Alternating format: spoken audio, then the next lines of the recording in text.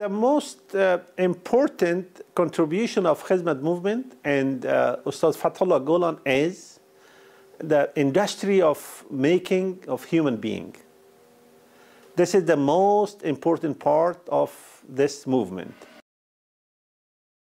Represent the state of Islam.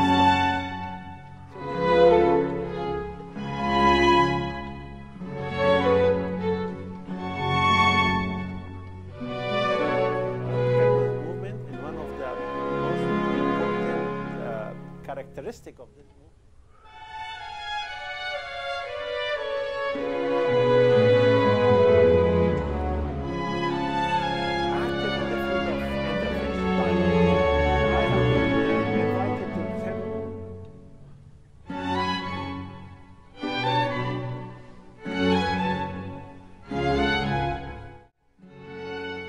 My name is Bashir Ahmad Al-Anshari, and originally I am from Afghanistan. I was born in Kabul, and I was raised in Afghanistan. Then I traveled to Pakistan, and I studied in Pakistan, in Middle East and Middle Eastern countries. Then I moved to the United States of America, and I am living here in America, and one of the first hobbies, my hobbies is writing. I write in Farsi, Persian, English, and Arabic. Hizmet movement is a well-known movement in contemporary world, and I am very familiar with the thought system of Sheikh Saeed Nursi. And for a quarter of a century, actually, I'm reading his literature. And Ustadz Fethullah Gulen is also one of the leaders and the main representative of that school of thought. So I'm familiar with that school for a long time. Hizmet movement actually filled a very important gap in Islamic countries as well as other parts of the world. So one of the areas that Hizmet movement concentrate is the field of education. About 4 or 5 years ago, I was in Afghanistan, and I was interviewed by some Hizmet activists in Afghanistan. And they asked me the same question, and I said, if other countries are coming here in Afghanistan to build the bridges or the roads or buildings, Hizmet movement is here to build the human being. So if the human being is being built, everything will be fine. If human being is being destroyed from inside or outside, he's gonna destroy the society again and again and again. Ustadz Fethullah Gulen is one of the most influential intellectual in the world. So nowadays he is well known by everyone in the world. So as a Muslim writer and Muslim scholar, I have to be familiar with his thought and with his writing, with his books, with his system of thinking. And Ustadz Fethullah Gulen, in my opinion, he is the Gandhi of Islamic world nowadays. And he is the one who represents the beautiful face of Islam. He is the identity of Islam as a complete religion. The most important contribution of Hizmet movement and Ustadz Fethullah Gulen is the industry of making of human being. This is the most important part of this movement.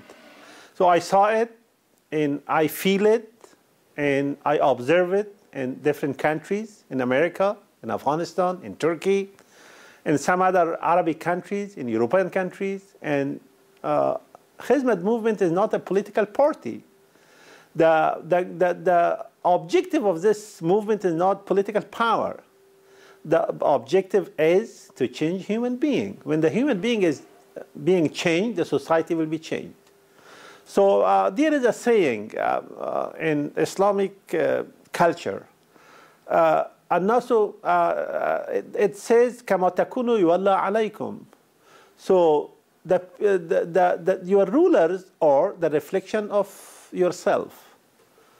So in one of the stories during the time of Ali ibn Abi Talib, one of the soldiers of Ali came to Ali ibn Abi Talib. He was complaining about the fitna, in the turmoil, in the problems, in the poverty, in the fighting at that time.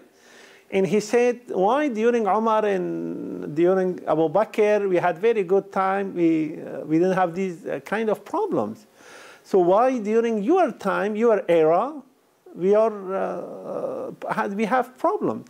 So Ali asked him, Ali told him, he said, Abu Bakr and Umar, they had soldiers like me, but I have soldiers like you. This is the difference between me and Abu Bakr and Umar. So if we raise generations, if we establish human being, we are done. We are done. Hizmet movement represents a balanced state of Islam. So there are different organizations in the course of Islamic history. Some organizations, they focus on just on economy. Some organizations focus on aqidah or creed or beliefs. Some organizations on a spiritual dimension of human being. But Hizmet is a balance which put equal emphasis on different areas. And to answer this question about the representation of Hizmet movement of Islam, I want to say that Quran is not the book of philosophy. It is not the book of history. It is not the book of just jurisprudence. It is not the book of politics, but Quran is the book of tarbiyah, in education. So that's why Hizmet movement is emphasizing on education. If somebody asks me, can you tell that Quran is the book of education? I'm going to say yes, 100%. Quran is the book of education. If somebody asks me, is it the book of politics or philosophy? I say no, absolutely no. It is the book of education. It is the book of the industry of human making. One of the most important part of Hizmet movement, and one of the most important characteristic of this movement is that this movement is not the movement of conflict and clash. Also, this movement is based on the literature and based on the spiritual guidance of great scholars like Rumi, like Jami, like Sanai, like other scholars of Islamic literature and Islamic Sufism, in Islamic, we call it Urfan, in Islamic Tasawwuf. So I think it is the only movement. It is the only movement in Muslim world that use this literature for changing the life of people to the better.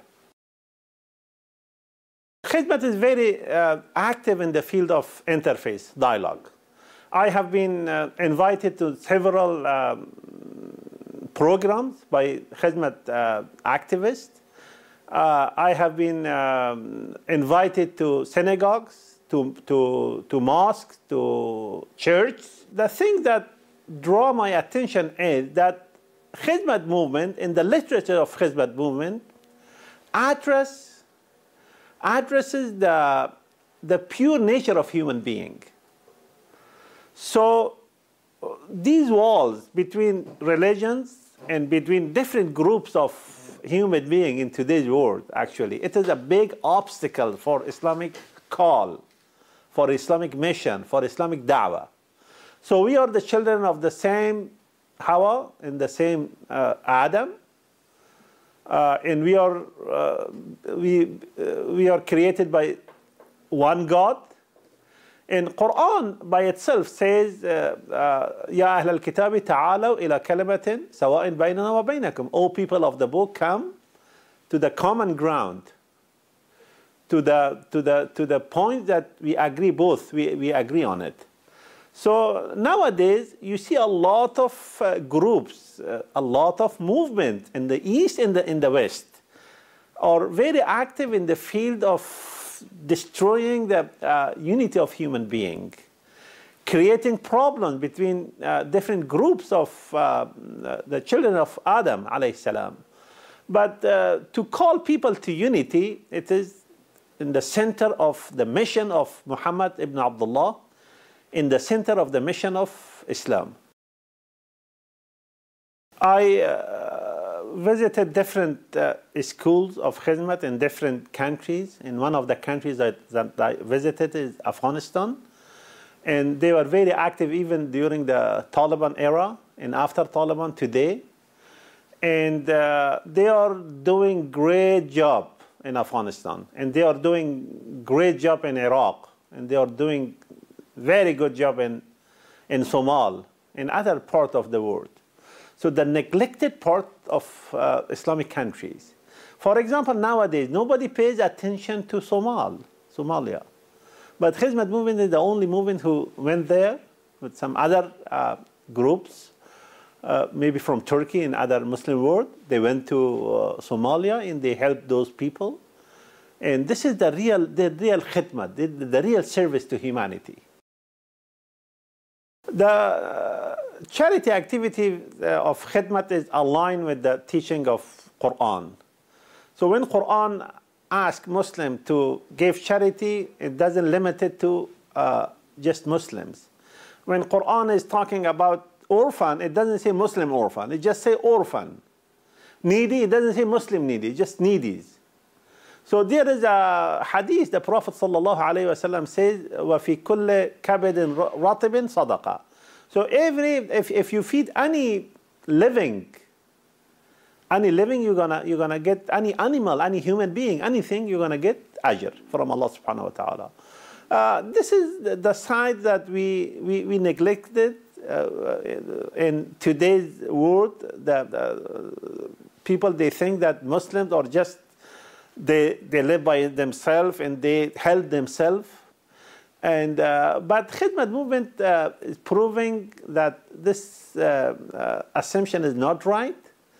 And Khidmat movement is not like some organization from the West. When they go to the Muslim land, they misuse the need of people and spread their religion using the poverty as a tool to make people enter their religion. But Khidmat movement is not doing this just to misuse the poverty among the societies. But Khidmat movement is doing it just for the sake of Allah subhanahu wa ta'ala and for the sake of humanity.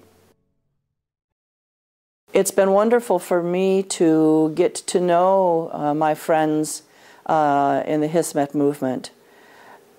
It provides a wonderful counterbalance or an antidote to the misrepresentation of all people of the Islamic faith as radicals or violent or even terrorists. The Hizmet schools are open to women, are open to girls, and provide in some areas the only education that these students have. And so again, it would be a very sad day if these schools were not there.